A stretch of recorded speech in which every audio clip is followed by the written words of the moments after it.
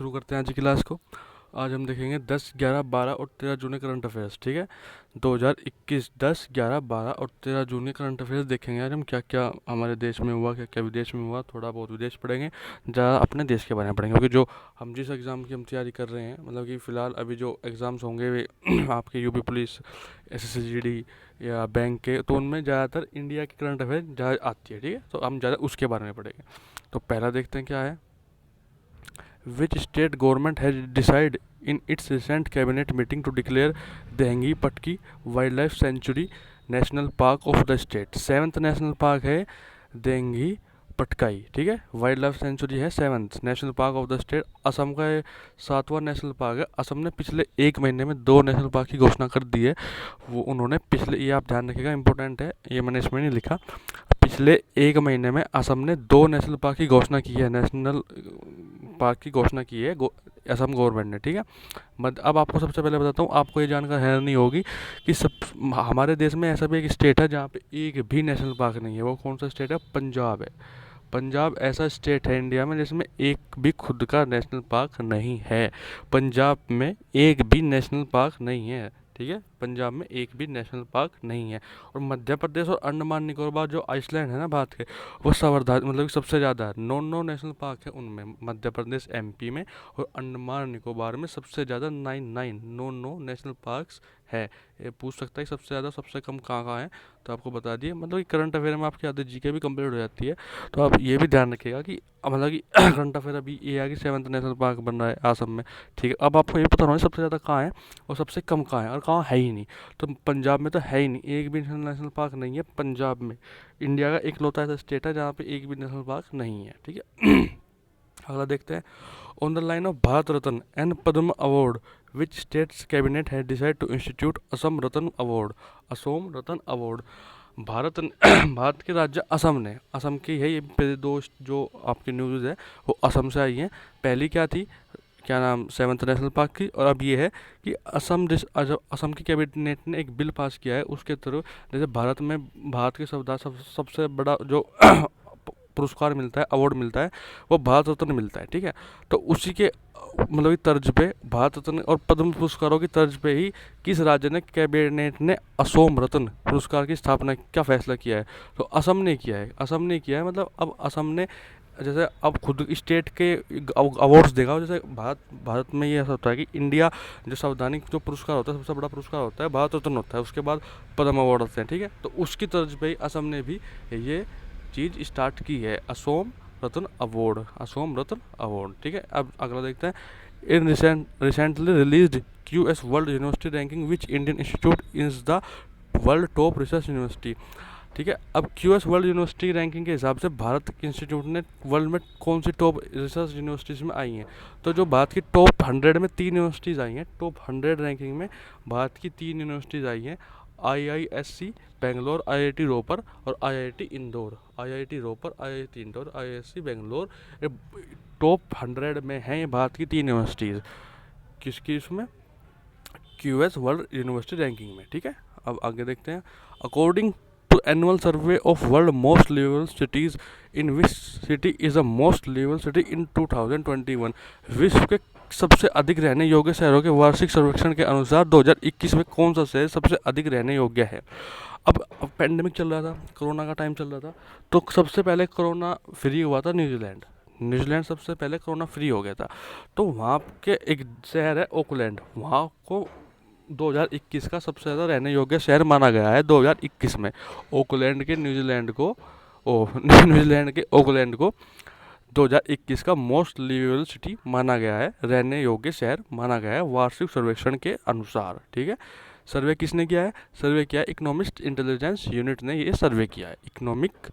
Economist intelligence unit ने ये सर्वे किया है। ठीक है, क्वेश्चन नंबर 5 आगे देखते हैं, 5वां।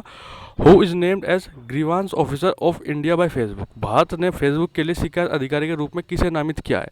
अब जैसे आप मतलब कि इंडियन पॉलिसी के आधार पर चल रहे हैं कि भारत ने, गवर्नमेंट ने बोल दिया है कि आपको हमारे रूल्स के हिसाब चलना है, अपना हिसाब नहीं करना होगा। तो अभी ट्विटर के साथ लड़ाई चल रही है, लेकिन ट्विटर भी जल्द ही अपना ग्रीवांस ऑफिसर नियुक्त कर देगा। ठीक है, तो फेसबुक ने किसको किया? फेसबुक ने ये बात मान ली है, फेसबुक और व्हाट्सअप दोनों ने ये बात मान ली है कि ठीक है, भारत के कानूनों के हिसाब से ही चलेंगे, भारत के लोगों के हिसाब से ही चलेंगे, जैसा आप कहोगे उस हिसाब से हम काम करेंगे। तो भारत ने जो मतलब फेसबुक ने भारत के लिए शिकायत अधिकारी के रूप में किसे नामित किया है? स्फूर्ति प्रिया को नामित किया है। स्फूर्ति प्रिया को नामित किया है। नया क्वेश्चन है, आ सकता है अब की बार पेपर्स में, ठीक है, तो आप ये ध्यान रखिएगा। अगला देखते हैं, who has been reappointed as the part time chairman of ICIC bank. किस पार्ट टाइम चेयरमैन कौन है आईसीआईसी बैंक का नियुक्त किए गए हैं अभी? RBI approve reappointed to Girish Chandra Chaturvedi. Girish Chandra Chaturvedi को आरबीआई ने री अपॉइंट किया है आईसीआईसीआई बैंक का चेयरमैन, पार्ट टाइम चेयरमैन, ठीक है। साथ देखते हैं, who has announced that it was linked in 3 year long deal to become an official partner with International Cricket Council BharatPe ने पार्टनरशिप की है आईसीसी के साथ, इंटरनेशनल क्रिकेट काउंसिलिंग। ये ही इंटरनेशनल क्रिकेट काउंसिलिंग पूरे वर्ल्ड में क्रिकेट चलाता है। तो क्रिकेट चलाने का मतलब ये नहीं कि इन सब कुछ ये करता है, ये आईसीसी के इवेंट्स जो होते हैं इंटरनेशनल रूप में वो यही कराता है, ठीक है। इसका जो हेडक्वार्टर है वो दुबई में है, ठीक है। और भारत पे ने इसके साथ पार्टनरशिप की है 3 साल के लिए। 3 साल के लिए भारत पे ने इसके साथ पार्टनरशिप की है आईसीसी के साथ, इंटरनेशनल क्रिकेट काउंसिलिंग, ठीक है। आपको बीसीसीआई की फुल फॉर्म बतानी है इस वीडियो के कमेंट में, ठीक है। बीसीसीआई के मैं अगली वीडियो में आपको बताऊंगा। क्रिकेट से रिलेटेड भी बहुत सारे क्वेश्चंस आते हैं, पूछे जाते हैं। आईसीसी की फुल फॉर्म पूछ लेगा, आईसीसी का हेडक्वार्टर पूछ लेगा, आईसीसी वर्क कैसे करता है वो भी पूछ सकता है।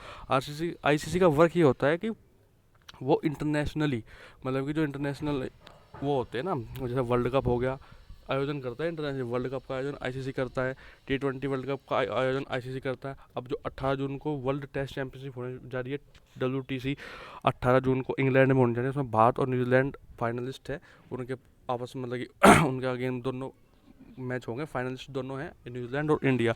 उसका आयोजन भी इंटरनेशनल क्रिकेट काउंसिल करती है। और पहली बार WTC हो रहा है, ये आपको 18 जून के करंट अफेयर में बताऊंगा मैं, कि पहली बार WTC खेला जा रहा है, वर्ल्ड टेस्ट चैंपियनशिप, ठीक है। जब से क्रिकेट स्टार्ट हुआ अब तक, मतलब कि ये तो होता था टेस्ट मैचेस होते थे, लेकिन कभी टेस्ट मैचेस का कोई ऐसा मतलब कि वो नहीं होता था। जैसे वर्ल्ड कप होता है, T20 वर्ल्ड कप होता है, चैंपियन ट्रॉफी होती है, इस हिसाब से कोई भी ऐसा वो नहीं था कि टेस्ट चैंपियनशिप वो कोई टूर्नामेंट हो, ठीक है।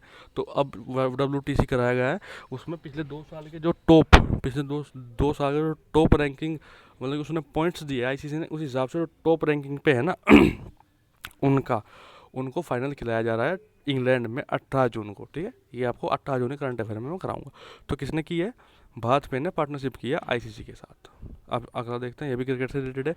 Shikhar Dhawan to lead team India for ODI and T20 series against Sri Lanka. अभी आपको इंपॉर्टेंट क्वेश्चन इसलिए है, मैंने इसमें लिखा क्या, ये तो मतलब कि कैप्टन तो रोज होते हैं, टीम दौरे भी करते हैं अलग अलग मतलब कि कंट्रीज़ के, लेकिन ये इंपॉर्टेंट क्यों है? ये इंपॉर्टेंट इसलिए है कि पहली बार क्रिकेट हिस्ट्री में ऐसा हो रहा है, the will be the first time that the nation will have separate test and ODI T20 teams playing different nation around same time.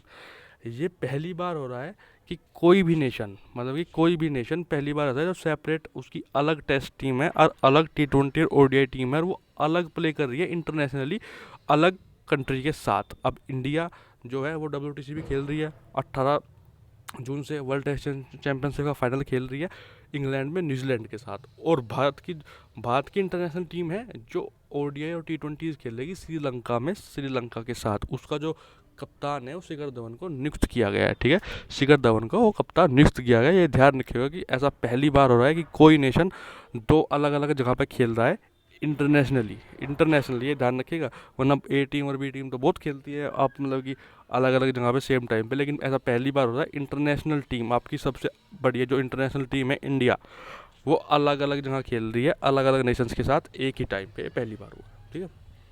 अगर 9 देखते हैं, India organic farm product export jump 51% in financial year 2020 and 21 according to commerce secretary Anoop Wadhawan.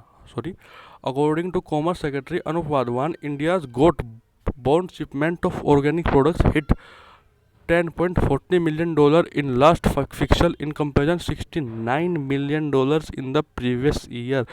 $10.40 million से उछल के $689 million की previous year की shipment हुई है इंडियन ऑर्गेनिक फार्म की, ठीक है, तो 51% का उछाल आया है इंडियन ऑर्गेनिक फार्म में पिछले 2020 और 21 के सीजन में, ठीक है। इंपॉर्टेंट क्वेश्चन है, ध्यान रखिएगा।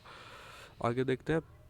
UK US back time is transparent WHO converse study on covid origins.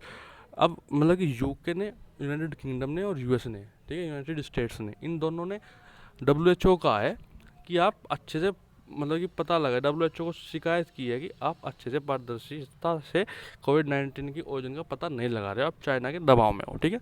तो उन्होंने क्या क्या कहा है, this was stated in joint statement release after meeting US president Joe Biden and British PM Boris Johnson on the 10th ahead of the G7 summit 2021। G7 summit से पहले 10 जून को Boris Johnson और जो बाइडेन ने joint conference करके ये बोला है कि आप अच्छे से पारदर्शिता से वो नहीं कर रहे हो, मतलब कि उसकी स्टडी नहीं कर रहे हो और कोविड-19 आया कहाँ से है, उसके लिए शिकायत की है WHO को, ठीक है। किस किसने, जो बाइडेन और बोरिस जॉनसन ने। Many scientist and country are calling for more investigation to know whether the virus originated naturally और leaked from the Wuhan lab. वो ये जानना चाहते हैं कि या तो वो नेचुरली फैला है, मतलब कि वायरस नेचुरली फैला है सब में, या फिर वो लीक हुआ है वुहान की लैब से, चाइना की वुहान के लैब से वो लीक हुआ है, ठीक है। तो इन्होंने, बोरिस जॉनसन ने और जो बाइडेन ने जॉइंट कॉन्फ्रेंस करके बात की है G7 समिट से पहले, ठीक है। G7 का भारत, G7 का मतलब कि वो सदस्य नहीं है, भारत को एज अ गेस्ट देश बुलाया गया है, जो कि बोरिस जॉनसन ने बुलाया। अब की बार बोरिस जॉनसन यूके इसका नेतृत्व G7 का कर रहे हैं। तो अब 3 देशों को बुलाया गया है गेस्ट के रूप में, India, south Korea, south Africa, ठीक है। इन 3 देशों को as a guest G7 summit में बुलाया गया है। 11 देखते हैं। Brisbane to be named host by of Olympic 2032। Brisbane का नाम गया है होस्ट करने के लिए ओलंपिक इसमें थोड़ी गलत होगी, सॉरी, ये मिसप्रिंट हो गया। ब्रिस्बेन का नाम गया है ओलंपिक गेम्स 2032 के लिए होस्ट करने के लिए, ठीक है। 12th क्वेश्चन देखते हैं। World longest under sea cable for built by Google,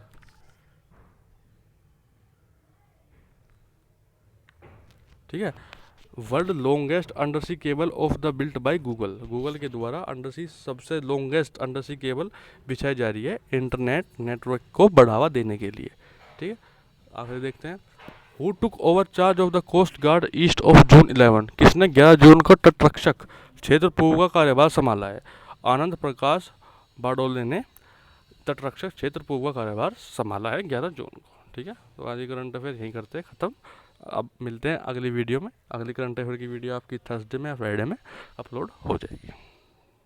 जब तक के लिए हंसते रहिए, खुश रहिए और पढ़ते रहिए।